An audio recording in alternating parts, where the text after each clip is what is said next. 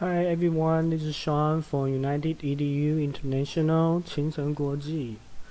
And the reason I have this video is because there are parents ask me if I have samples for online classes.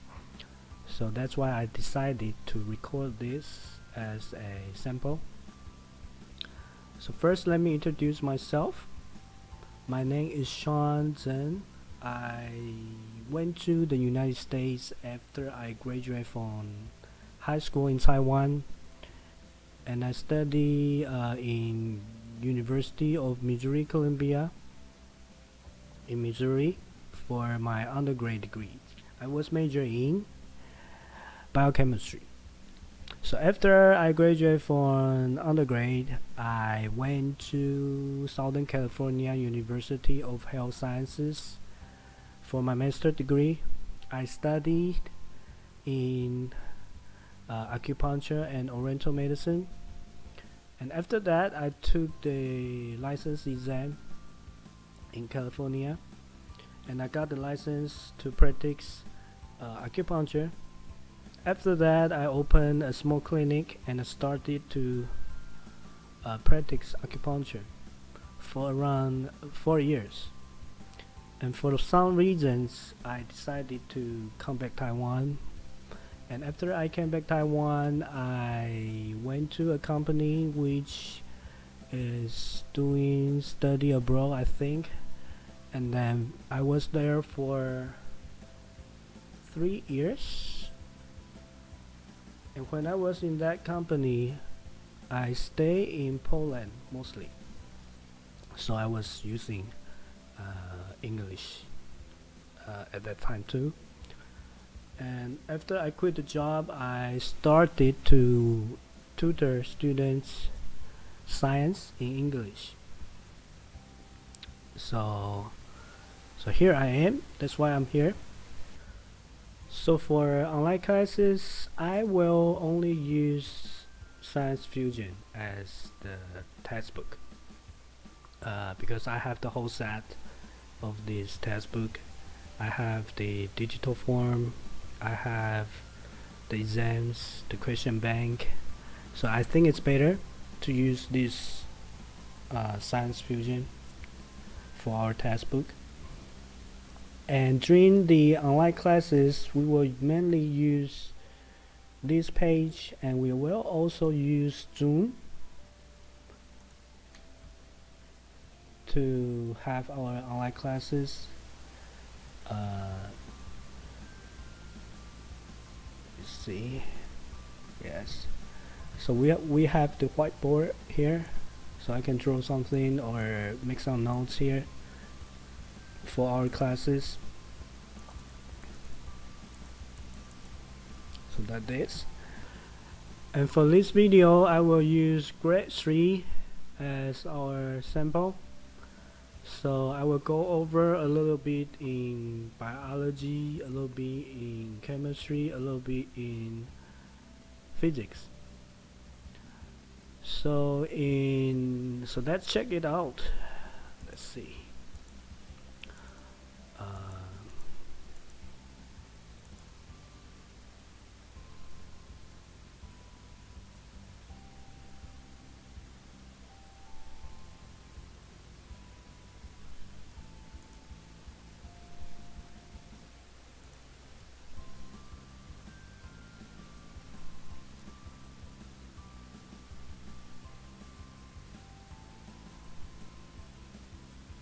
So let's pick a topic in biology. So let's talk about frog life cycle. So for third grade, in second grade, we already learned, and you should know, animal divided into several groups, right?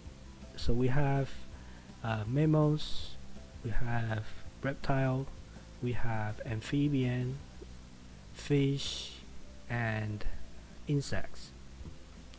So frog is under amphibian. And what are the characteristics of amphibian? Do you still remember? So amphibians they all have smooth skin. They have their babies in water, and the adult can live on land.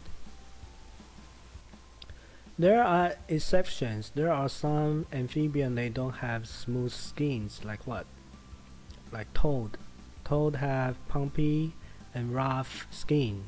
They don't have smooth skin. So not every amphibian have smooth skin, but they all lay eggs.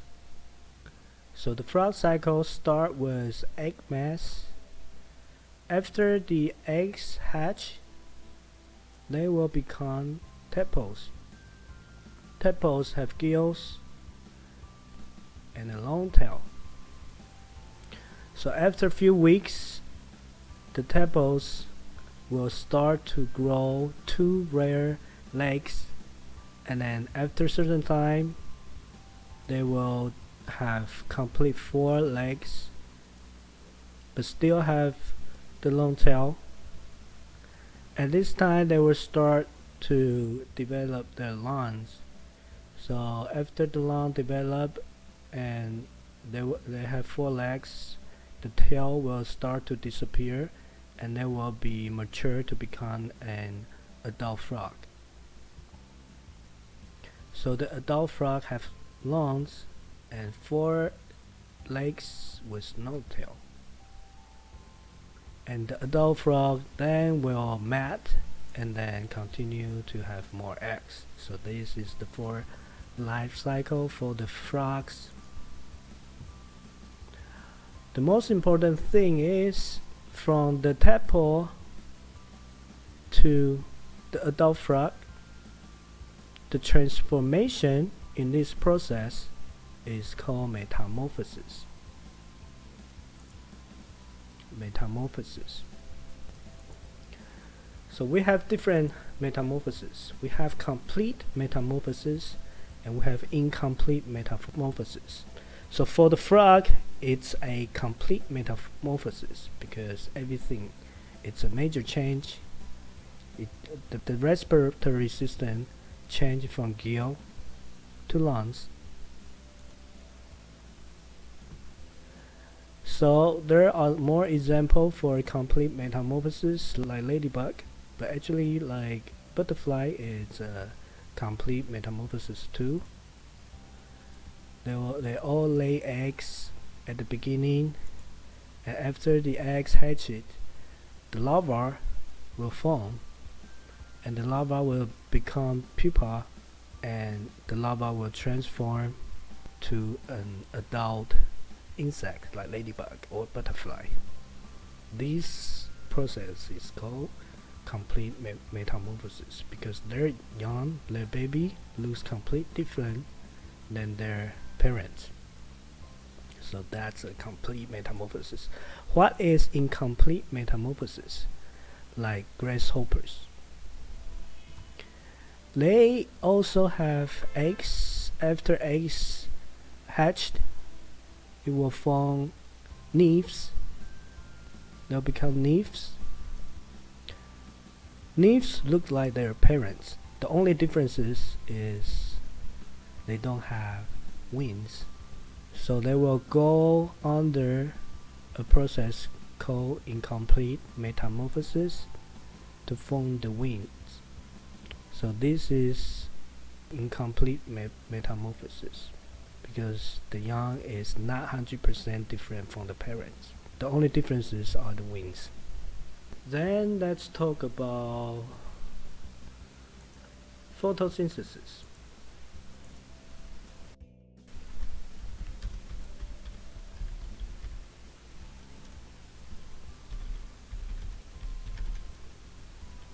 Photosynthesis is a reaction that plants use to produce food, to make food. So in grade 2 or grade 1, all you learn is plant can use light, which is sunlight, and water to make food.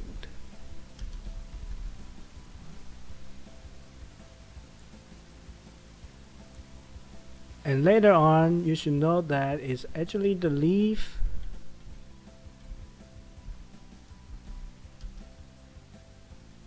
it will use sunlight, water, and air to make food.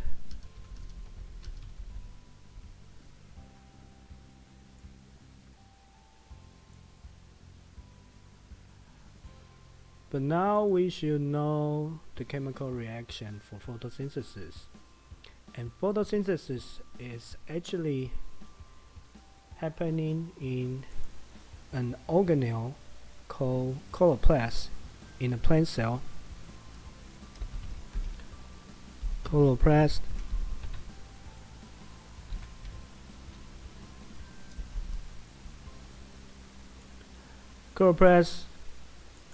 will use water, which is H2O,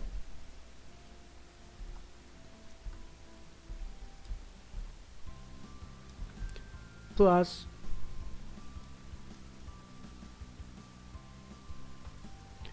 carbon dioxide,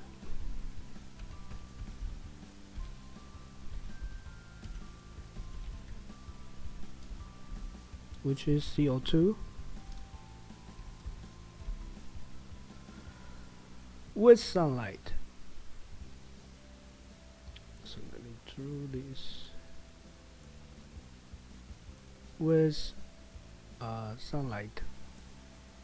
Let me move this.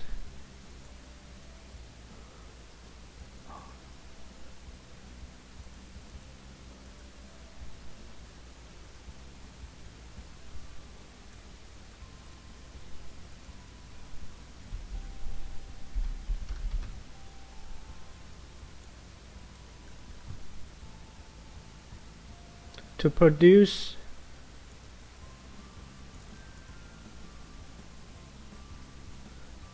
food, which is sugar. Food. It's actually sugar, and it's actually called glucose.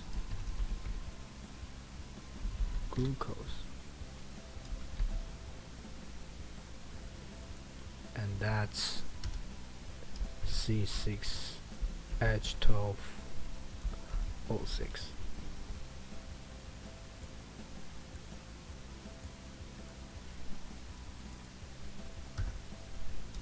And the oxygen, which is O2. So this is an unbalanced chemical reaction of photosynthesis. Later on in junior high school, I think you will start to learn how to balance the chemical reaction. So this is about photosynthesis. And we also have an opposite reaction called cellular respiration.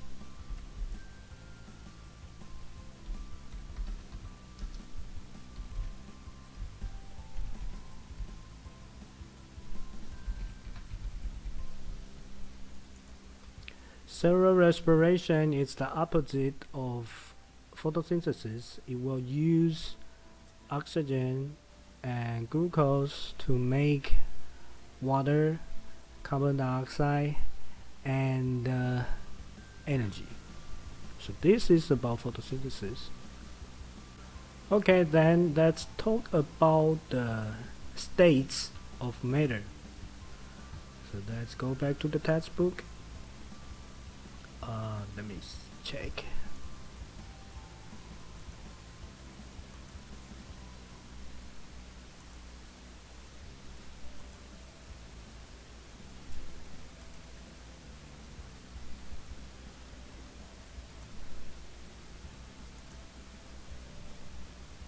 Okay, in third grade, it only tells you that the definition of solid, liquid, and gas. Solid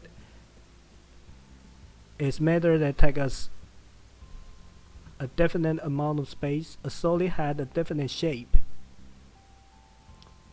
A liquid,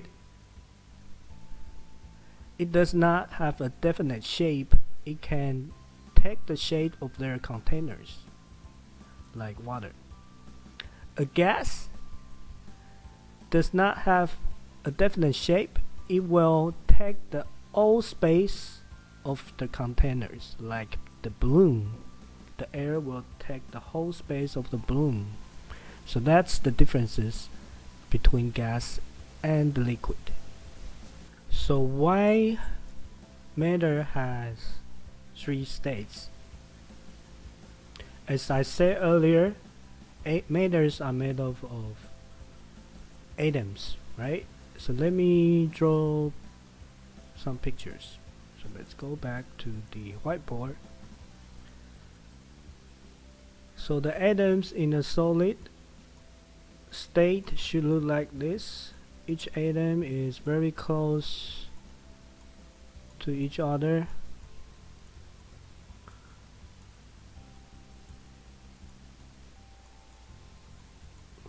This is a bad drawing, but you know what I mean. So the atoms are close together.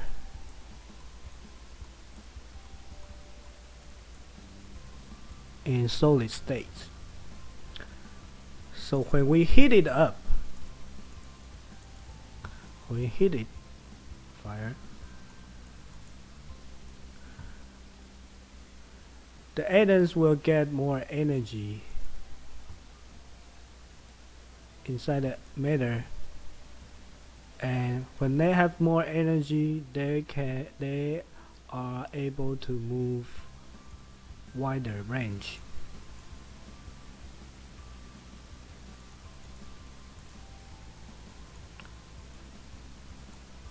So they start to have more space between each other, the atoms.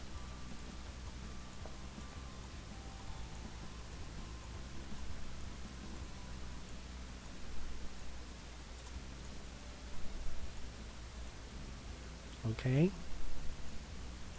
And we will need a container to hold the liquid form of matter.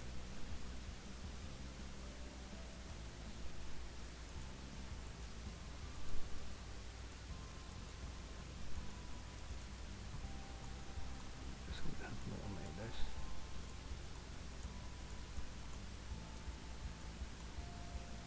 Okay. And if we continue heating,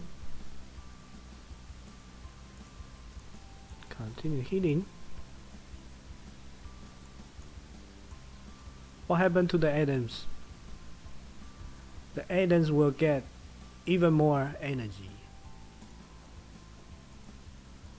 So they can move even wider range and have more distance between each atom.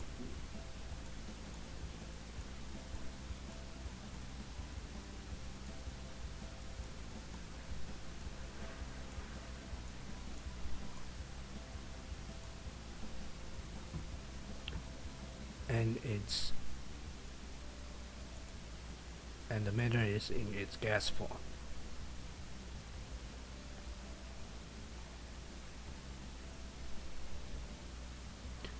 Okay, so that's why matters have three states.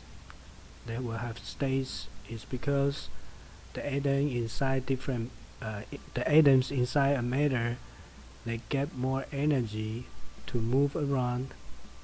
With more space to move around, it will become different states. The solid have all the atoms packed together, and when you heat it up, you give more energy to the atoms of solid states, which is in solid states, and then they have more range to move. They will become liquid form. and then when you keep heating it up, the atom will get even more energy and have more space to move, and will then turn into a gas state.